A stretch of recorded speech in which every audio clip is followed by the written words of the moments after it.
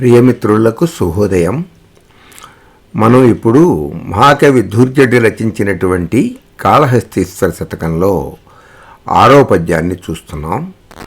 స్వామి ద్రోహము చేసి వేరొకని కొల్వన్బోతినై కాకన్ నేనీ మాటల్ విననొల్లకుండితిను నిన్నే దిక్కుగా చూడను ఏమీ ఇట్టి వృధాపరాధినగు నన్నీ దుఃఖవారాసి వీచి మధ్యంబున ముంచి ఉంపదగునా.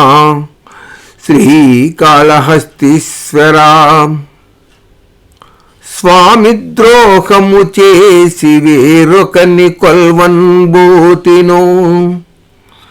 శ్రీకాళహస్తీశ్వర, నా ప్రభువైనటువంటి నిన్ను కాదని నేను వేరే దైవాలను పూజించానా? లేదు కదా.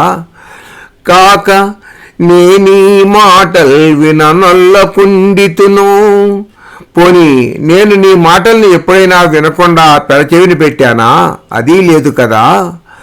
నిన్నే దిక్కుగా చూడను, నీవే నాకు సమస్తము అని, నీవే నాకు దిక్కు అని ప్రార్థిస్తూనే ఉన్నాను కదా స్వామి.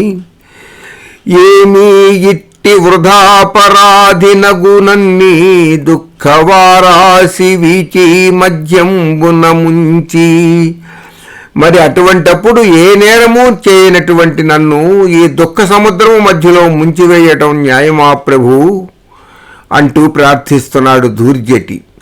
స్వామి ద్రోహము చేసి వేరొకని కొల్వన్బోతినే కాక నేనీ మాటల్ విననొల్లకుండితినో నిన్నే దిక్కుగా చూడను ఏమీ ఇట్టి వృధాపరాధినగు నన్నీ దుఃఖవారాసి మధ్యంబున ముంచి ఉంపదగునా. శ్రీకాళహస్తీశ్వరా. స్వస్తి.